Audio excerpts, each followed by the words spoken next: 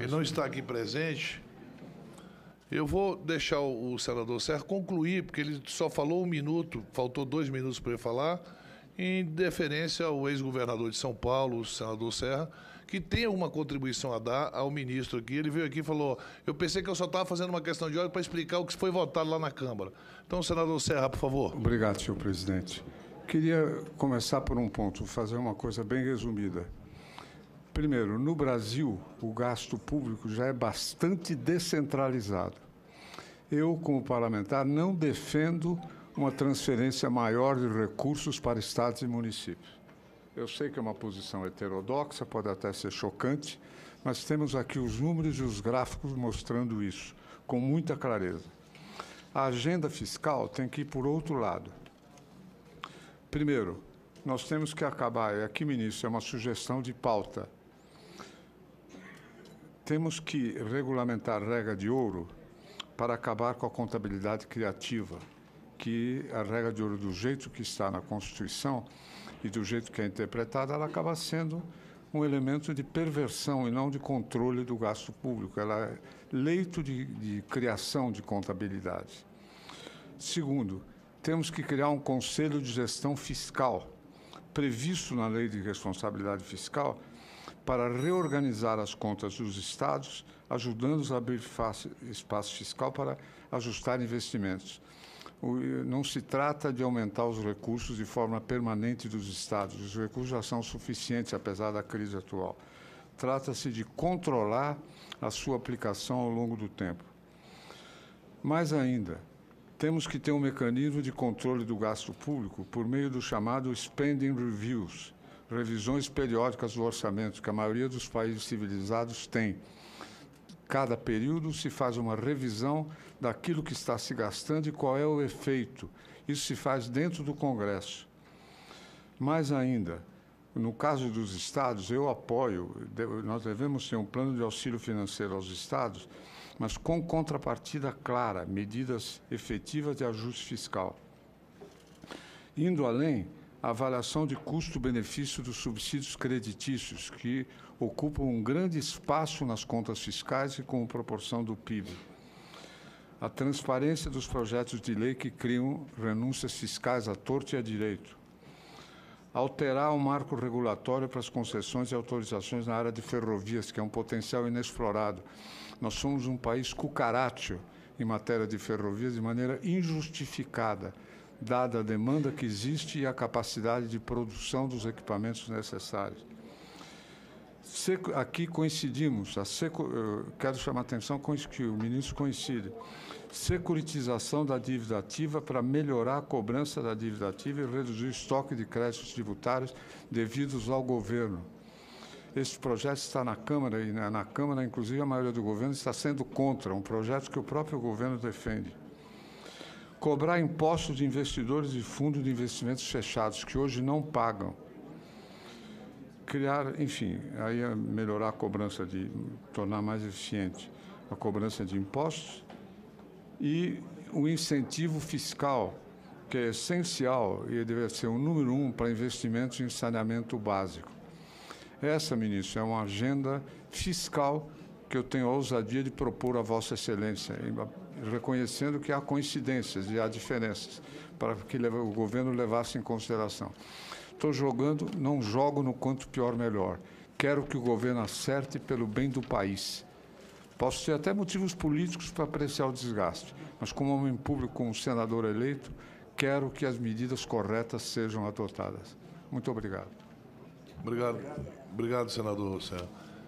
Agora, o senador Rogério Carvalho, depois o senador Messias de Jesus, aí o senhor vai responder os 3 senadores, Serra, o senador Rogério Carvalho e Messias de Jesus. Depois vai falar, só aqui para dizer quem está ainda inscrito aqui, o senador João Paulo Prats, senadora Cátia Abreu, senador Randolfo Rodrigues, senador Roberto Rocha. Ele teve que sair e ia deixar a pergunta por escrito para o ministro. Senador Alessandro Vieira, senador Paulo Paim, senador Flávio Bolsonaro, senador Luiz Carlos do Carmo, senadora Rose de Freitas, senador Zequinha Marinho, senador Marco Rogério, senador Jorginho Melo, que trouxe até o estudo que nós tratamos no primeiro assunto aqui, senador Weverton e senador Irajá. São esses senadores inscritos. Com a palavra o senador Rogério de Carvalho. Eu quero primeiro cumprimentar o ministro e todos os senadores e senadoras. Me parece que quando a gente governa com um ideologismo exacerbado, seja ele de extrema direita ou de extrema esquerda, a gente cega na construção de caminhos que são razoáveis, porque a ideologização que nós estamos presenciando neste momento, no debate político conduzido pelo governo, nos leva a uma ideia de desconstrução de algo que me parece muito difícil desconstruir sem destruir o país. Então, o meu apelo é no sentido de que a gente pense mais na construção de alternativas de ajustes no campo da Previdência, como, por exemplo, nós temos um sistema solidário, que é uma conquista do povo brasileiro, e, obviamente, que é uma posição e que eu defendo, que é uma posição porque eu acredito que o Estado tem um papel regulador de distribuição de riqueza e a Previdência e a Seguridade Social cumpre este papel.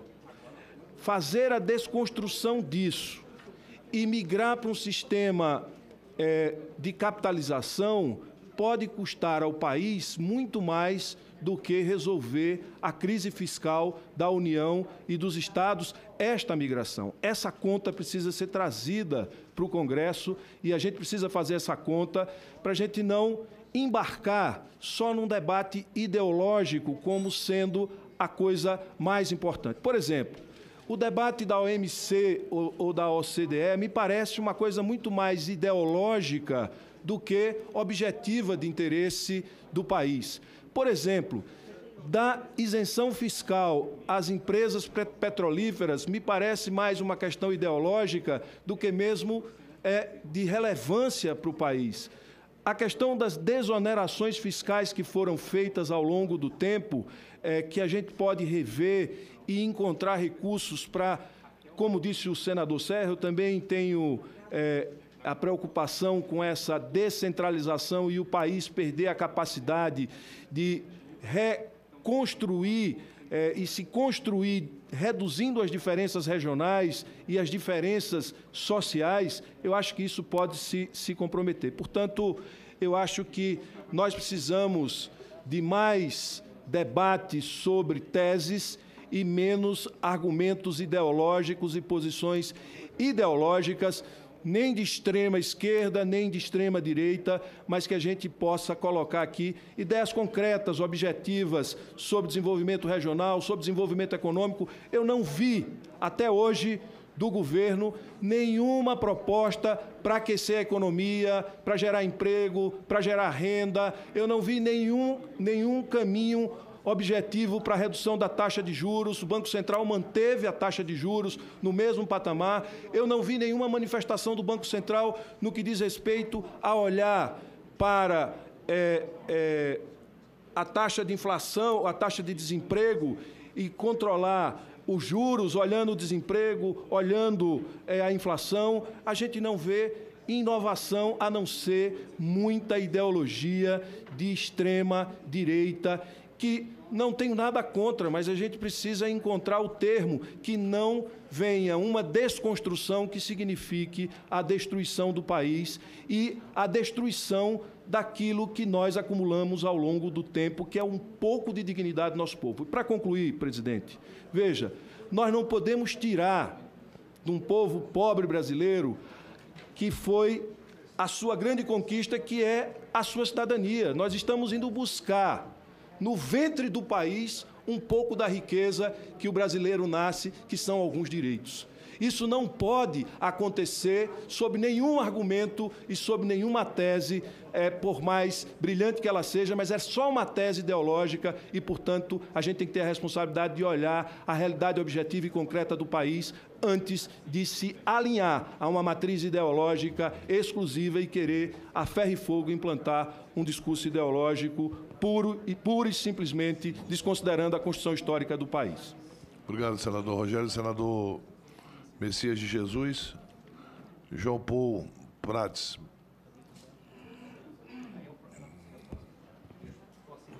Presidente, ministro Paulo, obrigado. E, mais uma vez, obrigado pela presença aqui conosco. Como eu tenho dito nas outras audiências com ministros, é muito bom. Estou aqui. Me achou. Eu tenho dito que é muito bom criar esse ambiente de saudável de discussões com os ministros, que vocês se sintam muito bem aqui na nossa Casa do Povo, na casa que institucionalmente representa os estados e também na Câmara, sempre que possível fazer esses debates, porque, como eu disse nas outras audiências, nós aqui estamos construindo um país, independentemente de governo de partido A, partido B, coligação A ou B, nós aqui, ao fazer leis, construímos o país, tanto quanto os ministros, tanto quanto o presidente da República. Então, é muito bom criar esse ambiente aqui afável e construtivo. Eu queria tomar liberdade aqui para voltar a abordar a questão muito importante da receita decorrente do petróleo e gás. E aí um conceito que eu gostaria que o ministro esclarecesse para nós em relação ao que o governo entende como sendo o momento que nós vivemos hoje. Ontem nós tivemos aqui numa audiência o ministro de Minas e Energia, o almirante Bento, muito cordato também, esteve aqui conosco discutindo muitas coisas e mencionou, não fomos nós que mencionamos, ele mencionou que na viagem dos Estados Unidos houve um encontro, não essa agora, mas ele esteve presente no CERAWeek, que é um dos eventos importantes de planejadores de petróleo no mundo, e ele esteve lá e ouviu do presidente da BP que o Brasil seria o novo Oriente Médio. O Brasil seria o novo Oriente Médio, seria visto assim pelo mercado de petróleo internacional. Eu fiquei muito satisfeito porque, há pouco tempo atrás, senador Paulo, nós tínhamos dúvidas colocadas por brasileiros sobre a veracidade do pré-sal e era tido há 10, 12 anos atrás como um blefe eleitoral. Então, agora está comprovado que, de fato, a reserva existe, é verdadeira e nós estamos sendo aí cobiçados. Isso nos leva, ministro Paulo, há uma situação que eu que venho dessa área, muitos anos operando na área de petróleo e gás, tanto na Petrobras quanto depois fora dela, e que fiz parte do grupo que fez a lei do petróleo na época em 97, nós vivemos em petróleo o mercado de direitos exploratórios. Nesse mercado de direitos exploratórios, o nosso cacife subiu muito. Nas últimas décadas, e principalmente com o pré-sal, nós, que éramos uma província secundária, terciária no mercado de exploração e produção, passamos a ser um mercado, uma blue chip, digamos assim, para falar a linguagem que vocês gostam mais, do mercado de exploração de direitos exploratórios de petróleo no mundo. Diante desse fato, nós precisamos refletir o cacife que nós temos quando vamos para uma mesa de negociação, que são os leilões de blocos. O leilão da cessão onerosa, o leilão de outros blocos do pré-sal, o leilão das nossas áreas convencionais, que, aliás, não acabaram, porque só se fala em pré-sal, parece que o resto acabou. Não acabou, temos petróleo em terra, temos áreas novas para explorar, em bacias consideradas ainda pouco exploradas, inclusive em terra. Nós estamos com o cacife alto. E, de repente, nós abrimos mão aí, por exemplo, e prejudicamos, e aí que eu entro no assunto, Lei Candir e tudo, acabam se conflitando nesse caso, nós perdemos receita do FPE e do FPM aí pela dedução do bônus e do royalties na base de cálculo para fins da incidência do imposto de renda e da contribuição social. Só isso aí, na seção onerosa, representaria 77 bi. No total do pré-sal, uma estimativa muito superficial, daria talvez 1 trilhão, né, em 25 anos. Muito bem, isso aí nós praticamos aí uma política de estímulo à entrada dessas empresas, tirando o bônus e o royalties da base de cálculo do imposto de renda e CSSL. Nós apresentamos pelo PT, pelo Partido dos Trabalhadores, um projeto para recolocar estes itens na base de cálculo. Por quê? Porque nós consideramos que nosso poder de barganha é maior do que isso e que nós não queremos ser Nigéria e sim Noruega. Nós queremos não só exportar commodity, abrir totalmente as condições aqui para que todos entrem de qualquer jeito, queremos uma parcela desse lucro do óleo que também venha capilarmente a beneficiar os estados e municípios. Nosso cacife, como eu disse, subiu e nós precisamos, então, valorizar esse cacife. Nós podemos, de fato, estimular investimentos de petróleo e gás no país, tem várias formas de fazer isso. Essa, particularmente, eu acho que é um pouco exagerada, principalmente em relação ao bônus, porque o bônus não é uma tributação que o Estado estabelece de início. Ele estabelece até o bônus inicial, mas o bônus é proporcional à competitividade do leilão. Quem dá o bônus é a Companhia de Petróleo. Ela voluntariamente oferece, aliás, um sistema muito bem bolado, muito bem feito, que o Brasil empreendeu lá na década de 90, né, onde o leilão é por bônus de assinatura, um dos critérios principais. Então, quando eu ofereço muito para pegar aquele bloco, eu quero muito aquele bloco. Então, depois eu vou deduzir isso do imposto de renda, contribuição social, não faz muito sentido, que é uma coisa voluntária que o cara dá para arrematar aquele bloco em relação ao competidor do outro, a outra empresa, que está competindo ali no calor daquela data, daquele dia, daquele momento, não depois. Então, tributariamente, me parece um pouco desconexo isso aí. E aí queria lhe perguntar também, bom, primeiro, o que é que se acha disso no governo, né? Como é que está o nosso cacife de petróleo, no mercado de petróleo, e por que é que a gente tem que abrir mão de tanta tributação no momento em que a gente está em alta? Segundo, em relação à própria questão da cessão onerosa, já falamos várias vezes da governadora Fátima Bezerra e de outros governadores que estão aguardando ansiosamente algum direcionamento em relação ao que vai ser de curto prazo colocado disponível aos estados e municípios para tirá-los da situação que estão, e isso não aproveita a ninguém no país. Então vai ser fundo social, o fundo social sobre toda a partilha, porque se for o fundo social da cessão onerosa, a gente só vai ver o dinheiro daqui 4, 5 anos, né? Que o bloco vai ser licitado, só vai produzir daqui 4, 5 anos. Ou será um pedaço do bônus? Então, basicamente, são essas perguntas. Obrigado. Obrigado. Respondendo agora o senador Serra, o senador Rogério e o senador João Paulo. Inicialmente, o senador Serra, ele está aí? Não, ele só deixou a contribuição dele. Deixou a contribuição. Tá certo. Eu faço as observações de qualquer forma. Eu sou a favor da descentralização de recursos, estados e municípios. Natural, o senador Serra tem um ponto de vista diferente. Inclusive, quando no governo, atuaram assim, criaram as contribuições não compartilhadas e o governo central se fortaleceu. E eu atribuo uma boa parte justamente da situação financeira precária hoje de estados e municípios a essa centralização de recursos que houve também naquela época, além dos juros, que foram muito altos durante o período do Plano Real. Os programas de estabilização bem-sucedidos são programas que duraram um ano e meio, e a inflação cede. O nosso programa de estabilização são 10 anos, 15 anos de juros muito altos. Então, o resultado é esse, é uma devastação nas finanças de quem estava endividado. Depois, quando fala da regra de ouro, eu gostaria também de que a regra fosse respeitada tanto para cima quanto para baixo. Por exemplo, você só pode se endividar se você acumular ativos para o Estado.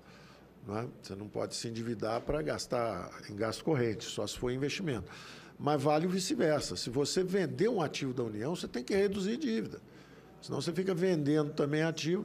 Eu vi críticas ao programa de privatização que eu defendia, quando eu falava sempre explicitamente, você tem que vender os ativos para reduzir a dívida. Aí as pessoas, está vendendo os talheres para pagar um jantar. Ao contrário, você tem que abater a dívida, senão você realmente está vendendo os talheres para pagar o jantar. Então, eu gosto da regra de ouro e nós vamos, mas temos que aperfeiçoá-la, sim, para ela ficar cada vez mais ligada ao ritmo de investimentos ou desinvestimentos. O Conselho Fiscal, que é uma proposta que ele deixa aí, eu acho que está na essência também do Pacto Federativo. Ele chamou de Conselho Fiscal, eu gosto muito da expressão, tenho usado com a minha equipe a ideia de um Conselho Fiscal da República. O Conselho Fiscal da República. Para mim, isso é mais importante do que a reunião hoje que nós temos, fica o país todo em expectativa, esperando o Banco Central, a reunião do Copom, que ele vai aumentar 0,25 ou baixar 0,25 juros. Foi uma conquista nossa de ter um Banco Central que realmente combate a inflação. E agora isso, hoje, para mim, é menos importante do que um Conselho Fiscal E o que ele falou do Spending Reviews, realmente, a cada bimestre, esse Conselho Fiscal da República faz o monitoramento, aprova no final do ano o orçamento. Esse é que é o trabalho, basicamente, de um Congresso, é trabalhar o ano inteiro no estabelecimento do orçamento do ano que vem e do monitoramento desse ano. Então, eu sou a favor do Conselho Fiscal. Essa agenda também que ele citou, de ajuste fiscal com contrapartida, é a essência do plano de equilíbrio financeiro. É o ajuste fiscal com contrapartida. O Estado do Rio de Janeiro, por exemplo, estava com dificuldade, não queria entregar a SEDAI, etc. Então, o BNDES também fica com dificuldade de fazer a antecipação de recursos. Agora, se ele entregar a SEDAI, os recursos saem mais rápido também, porque tem uma contrapartida. Ou outro ativo que ele quer entregar, ou um plano que ele tenha de reestruturação de gastos. A análise de custo e benefício dos programas, subsídios, 100% de acordo com o senador Serra. Realmente, a gente tem muito, não só subsídios, mas também desonerações, sem análise de custo-benefício. Nós temos que, quando você dá uma desoneração, você tem que saber para quem você deu, qual é o efeito, gerou emprego, gerou retorno social, o que está acontecendo. Nós, normalmente, concedemos concessões baseadas em poder político e poder econômico. Quem tem mais bala influencia, e seja política, seja econômica, vem aqui, pressiona e leva benefícios, independentemente dessa análise de custo-benefício que nós deveríamos fazer. Securitização de dívida, estamos de acordo, da dívida ativa. O imposto sobre fundos fechados, também, estamos de acordo com isso. E, finalmente, saneamento. Ele falou que precisa, seria a favor de incentivos para saneamento. Nós achamos que saneamento é uma nova fronteira, que pode realmente atrair muitos recursos. Tem gente do mundo inteiro querendo trazer dinheiro para auxiliar em programa de saneamento, e é um problema básico. Os municípios não estão conseguindo resolver o problema de saneamento e os estados também estão com dificuldades. Então, eu acho que nós vamos ter que fazer alguma coisa, sim, nessa direção, mas está muito mais ligado ao marco regulatório, como ele mesmo chegou a falar. Dependendo de como estabeleçamos o marco regulatório, podemos decolar o ritmo de investimentos em saneamento. Senador Rogério Carvalho, eu acho, senador, depois de 4 mandatos no governo, e falando muito em ideologia, quem falou mais em ideologia, quer dizer, a eleição do Bolsonaro, veja, eu nunca tive partido político, nunca tive de lado nenhum político. Eu acho que a eleição do Bolsonaro foi uma resposta a uma conversa ideológica de 4 mandatos seguidos. Quer dizer, quem está levantando ideologias, falar assim, o Bolsonaro chegou com ideologia hoje, eu acho que foi o contrário. Houve uma conversa de ideologia de anos, anos e anos, e aí surgiu uma reação natural. E eu espero que haja espaço democrático para ver também o discurso do outro lado. Não pode ser que em 2 meses já está tudo errado, que a ideologia está dominando tudo. Eu não estou vendo isso. Eu estou fazendo um discurso absolutamente pragmático. Não tem nada de ideologia no discurso, no sentido de que eu concordo com a sua avaliação de que a ideologia cega. A ideologia cega mesmo as pessoas. As pessoas perdem o sentido das coisas, né? Perdem o critério de avaliação objetiva do que está acontecendo. Então, eu concordo 100% com você que a ideologia cega. Eu concordo que eu acho até, você usou expressões ferro e fogo. Eu não vi nada de ferro e fogo até agora. Eu cheguei aqui, não vi nenhum ferro e fogo, não vi ninguém fazendo ferro e fogo. Não estou entendendo nem o discurso do que você quer dizer com o governo a ferro e fogo. Eu estou vindo aqui apresentando um programa de previdência. Aí você fala o seguinte, estamos atacando o ventre do país, tirando as pessoas no ventre do país. Eu imagino que você esteja se referindo talvez a BPC, Benefício de Prestação Continuada, possivelmente alguma coisa assim? Ao nosso sistema de seguridade, que é uma conquista da democracia brasileira. Vou falar sobre isso. Dos direitos, materializa a cidadania do povo brasileiro. Vou falar sobre isso. Olha só, em nenhum momento, a riqueza. Olha só, em nenhum momento, olha, isso é importante, hein? Você tem um sistema de seguridade que está aí há muitos anos. E ele é muito solidário, muito fraterno. E ele quebrou. Então, ele está quebrado. Financeiramente, ele está quebrado. E aí eu vou te dizer um negócio. Ele não é tão fraterno feito você acha, não. Sabe por quê? Tem gente que recebe 20 vezes. Você, por exemplo, como político, você pode se aposentar ganhando 20 vezes o que ganha um trabalhador. Eu acho isso ruim, eu acho isso errado. Eu acho que nossa proposta está reduzindo e fazendo convergir os ganhos dos empresários, da classe política, de quem tenha privilégios. Isso está sendo reduzido. Por favor, eu posso falar? Pode, eu também posso. Obrigado. 5.500. Por favor, a senhora terá o seu horário. O senhor não é o mandante da comissão. De forma alguma, mas nós temos que ter alguma disciplina. Não. Nós temos que ter alguma coisa. Só peraí.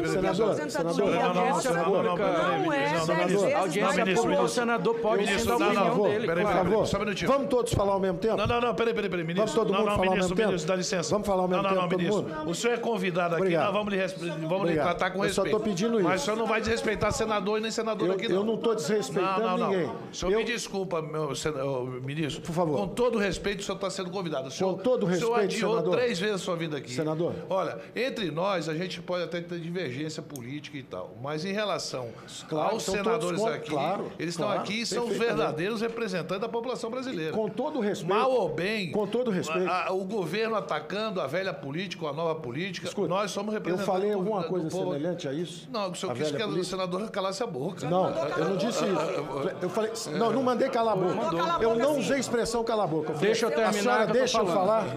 Eu disse não, que eu tinha que fazer um reparo. Quer dizer que a senhora não me deixa falar. Perfeito. O senhor Então a senhora cometeu um fala. equívoco. Então a senhora fala. Nós não aposentamos com 30 vezes o salário de ninguém. Nós estamos no teto. Os senadores se aposentam com R$ 5.500 o máximo, e não 30 vezes acima do que a população brasileira. Agora, os militares, sim, aposentam com 30 vezes mais. Deixa eu Só fazer uma um pergunta reparo. factual.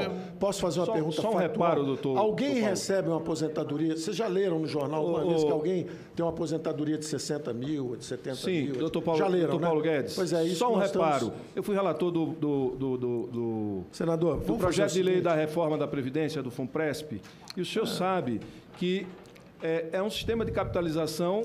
Pois é, e uma eu ia lhe aposentadoria perguntar isso. complementar. Eu ia lhe perguntar isso. Sim, o problema não está aí. Quer O dizer que problema, o problema é capitalizar Que bom, que para o bom, coitado que bom, e estamos de só acordo. ter contribuição do trabalhador, Que bom, não ter né, contribuição senador? do patrão. Que aí bom, né? fica difícil. Que bom, né, senador? Estamos de acordo, então, porque eu entendi que o senhor falou que o sistema de capitalização é terrível, que ele é muito ruim. Eu Veja, ia nós perguntar não se podemos o misturar FUNPRESP- o sistema geral de previdência Senador. com os regimes próprios de previdência. Senador. Se a gente fizer essa mistura, aí a gente vai criar uma conta que é impagável Senador. e o trabalhador do sistema geral de previdência não pode pagar essa conta. Querido senador Rogério, por O favor. senhor teve um Se tempo eu não para falar. conseguir- se eu não Eu conseguir- estou pedindo um tempo para eu falar agora. Não, Só isso. Olha, O senhor, quando o senhor falou ideologia, eu podia ter virado e falar assim, não, ideologia não.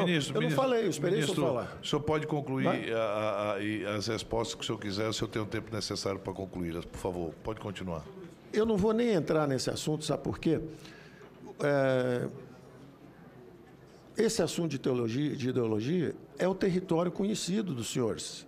Os senhores conhecem esse território, os senhores usaram esse território. E agora houve uma eleição justamente que entrou nesse território. Veja, eu não ministro, estou se nesse o presidente território. manda, Eu não estou nesse se o presidente território. manda no Eu dia não 31 estou de nesse março território. fazer comemoração do golpe Pois militar, é, isso não é eu falo. ideologia? Pois é, o senhor acha que eu Pelo vou amor de entrar Deus. numa discussão dessa com o senhor hoje? Por favor, Por isso que quando o senhor falou em ideologia, o senhor puxou um território que não é o meu. Eu não quero entrar nesse território. Vamos garantir a palavra ao ministro, por Não favor. quero ministro. entrar nesse território, entendeu? Eu adoraria que o senhor discutisse isso com os políticos. O político tem que discutir ideologia, esse troço todo. Eu sou um técnico e estou dizendo o seguinte, estou tentando uma migração para o sistema de capitalização, que, em primeiro lugar, é um sistema que visa garantir as aposentadorias que hoje estão sob risco. Primeira coisa da nossa reforma previdenciária. É uma obviedade hoje que o sistema está quebrando. É uma obviedade hoje que o sistema está quebrando.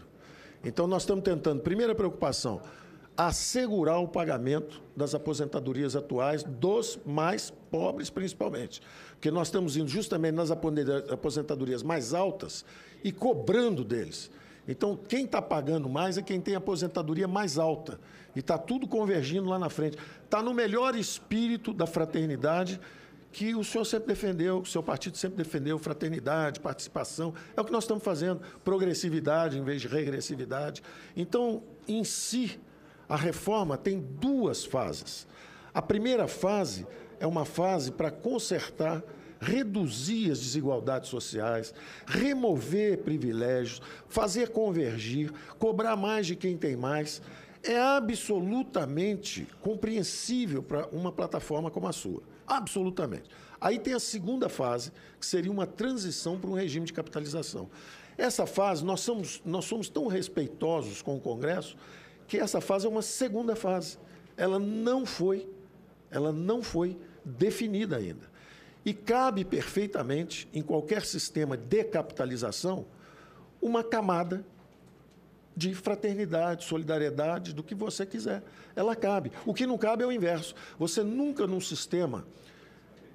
sistema de repartição que quebrou, você não tem como ir para a capitalização. Num sistema de capitalização que leva recursos para o futuro, você sempre pode botar uma camada dizendo o seguinte: olha, isso está muito baixo, eu vou botar um imposto geral de fraternidade sobre todo mundo para pagar aquilo, tranquilamente. Então, essa transição, você tem sempre essa opção de recuar. Num regime de capitalização, você pode recuar, porque ele tem recurso, que é como... Eu ia perguntar justamente isso. Vocês fizeram, e foi um passo acertado, sistemas de capitalização, lançaram FUNPRESP, lançaram tudo isso. Da mesma forma, é por isso que eu acho que não pode... Eu achei interessante você introduzir ideologia. Você viu como é que esquentou? Porque esse é o clima que, quando criado, provoca. Se não criado, não provoca. Então, ninguém quer falar em ideologia. Aí você vira para uma reforma que tem o seu espírito, que é assim: olha, nós estamos aqui tirando de quem tem mais e passando para quem tem menos. E vamos dar uma opção voluntária para quem quiser entrar num regime novo. Tudo voluntário. Não mexemos em nada, não fizemos violência nenhuma. Essa ideologia está levando para um território agressivo, a ferro e fogo. 2 meses de governo. Quer dizer, será que só vale... Eu tenho que ficar 4 anos, 4 mandatos olhando e dizendo: ó, legal, bacana, o experimento deles. Agora, em 2 meses, já é ferro e fogo, ideologia, não sei. Vamos confundir a campanha eleitoral com o nosso ambiente aqui. Senão, o que dá é isso, uma discussão danada. E eu lamento nós estávamos indo super bem. Aí, de repente, eu estou tentando fazer uma colocação construtiva.